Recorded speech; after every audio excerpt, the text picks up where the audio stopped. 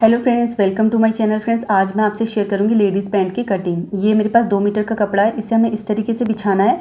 Fold side अपने side करनी है और खुला साइड आगे की साइड करना है। इस तरीके से नीचे से मैं 1.5 इंच का मार्जिन ले लेती हूँ। इस तरीके से इस साइड से आपको 2 इंच का मार्जिन ले लेना है। 2 या 1.5, मैंने 1.5 इंच का मार्जिन लिया है इस तरीके से।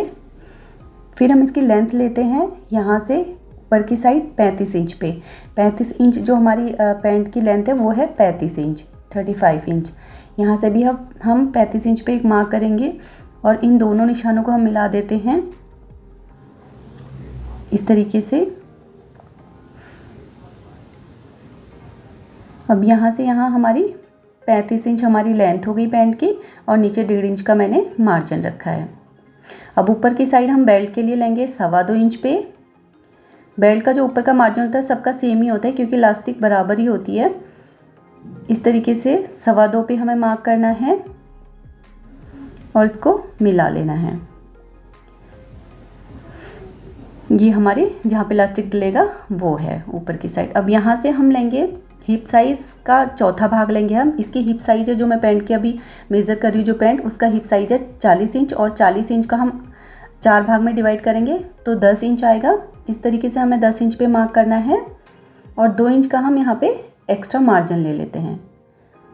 आपको भी आपकी हिप जितनी होगी उसको 4 भाग में डिवाइड करना है और उसमें 2 इंच प्लस करना है। अगर आपकी 40 इंच से ऊपर की हिप हो तो, अगर उससे नीचे हो तो आप 1.5 इंच का करना। इस तरीके से यहाँ से नीचे हम क्रॉस लाइन के लिए लेंगे। इसमें भी हमें हिप का चौथा भाग लेना होता है और उसमें 2 इंच प्लस करना होता है क्योंकि ये 40 इंच की हिप है। यहाँ से भी हम 12 इंच आ जाएगा। 10 इंच, 10 में हम 2 प्लस करेंगे तो 12 इंच। यहाँ से भी 12 इंच आ जाएगा। अब हम इनको मिला लेते हैं। आपकी हिप जितनी होगी उसको क्रॉस लाइन पे भी हमें सेम ही करना है। उसको हमें 4 भाग में डिवाइड करना है और उसमें 2 इंच प्लस कर देना। अगर आपके 40 से नीचे की हिप है तो आप 1.5 इंच प्लस करना है। यहाँ से भी मैं 2 इंच पे आगे मार्क करती हूँ क्रॉस लाइन के लिए इस तरीके से। यहाँ से मैं 1.25 इंच पे एक मार्क करूँगी और इस पर एक राउंड शेप दे दूँगी। ये हमारी क्रॉस लाइन है। अगर आपका 40 से नीचे की हिप है तो आप क्रॉस लाइन में भी जो मैंने 2 इंच का आगे का मार्जिन जिसमें राउंड शेप दी है उसमें आप 1.5 इंच लेना। अब नीचे से हम सेम 12 इंच पे एक मार्क करते हैं इस तरीके से। अब 12 का आधा होता है 6 इंच, तो बीच में हम 6 इंच पे एक मार्क करते हैं और यहाँ से भी हम सेम 12 का आधा करेंगे 6 इंच। यहाँ से भी एक मार्क 6 इंच पे और यहाँ से भी 6 इंच पे, बिल्कुल सेंटर पॉइंट पे मार्क करेंगे और इन निशानों को हम मिला लेते हैं इस तरीके से। ये हमने मिला लिए हैं,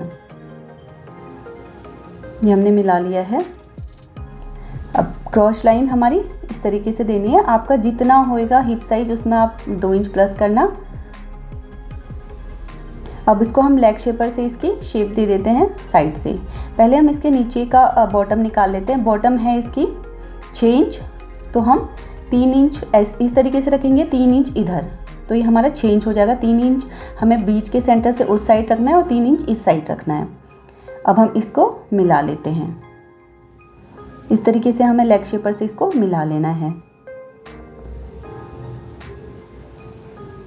इस साइड भी हमें इस साइड ऐसे रखना है और इस साइड को ऐसे उल्टा करके इस साइड को इस तरीके से रखना है और इधर भी हमें लेग शेपर से शेप दे देनी है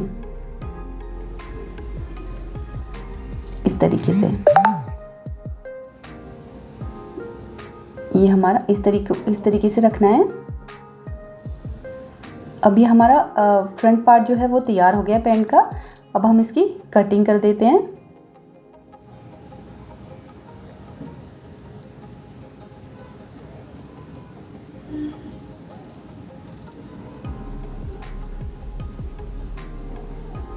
ये हमारा फ्रंट पार्ट कट हो गया है।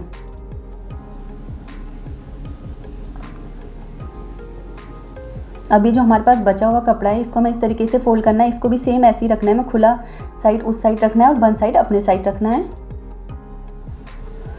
कपड़े को अच्छे से सीधे कर लेना है और इसके ऊपर हम फ्रंट वाला पार्ट रखेंगे। फ्रंट वाले पार्ट में हमने कोई एक्स्ट्रा मार्जिन नहीं रखा था, तो अब हम बैक वाले पार्ट में मार्जिन रखेंगे इस तरीके से। आप एक बारी पहले ही नाप लेना क्योंकि फ्रंट वाला पार्ट हमें 2 या 1.5 इंच ज़्यादा चाहिए होता है ऊपर की साइड से। इस तरीके से हमें अच्छे से इसको इसके ऊपर सेट कर देना है। इस तरीके से।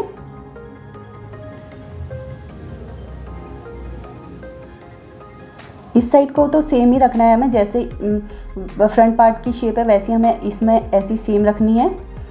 यहाँ से हम 2 इंच का मार्जिन लेंगे, ऊपर से भी हम इस साइड से 2 इंच का मार्जिन लेते हैं और यहाँ से भी 2 इंच का मार्जिन लेते हैं।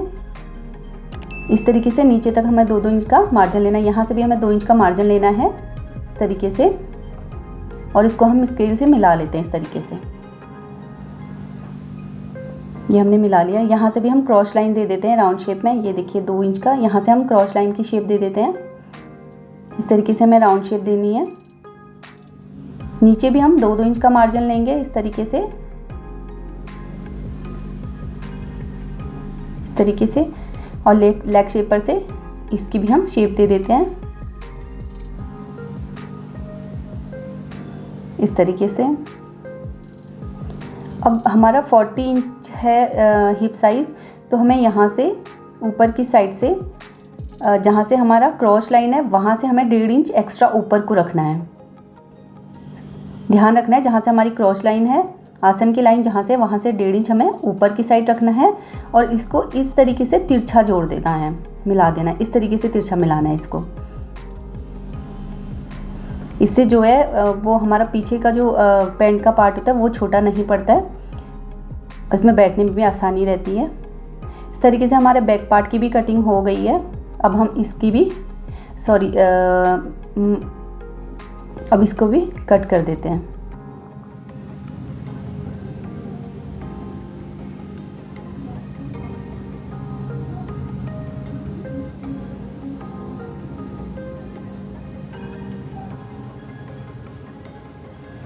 बस पैंट में हमें यही करना है कि जो हमारा बैक वाला पार्ट होता है उसमें हमें 2-2 इंच का मार्जिन एक्स्ट्रा रखना होता है और 1.5 इंच का हमें जहाँ से हमारी क्रॉस लाइन डलती है आसन की लाइन, वहाँ से 1.5 इंच ऊपर की साइड लेना होता है और उसको तिरछा करके मिला देना होता है।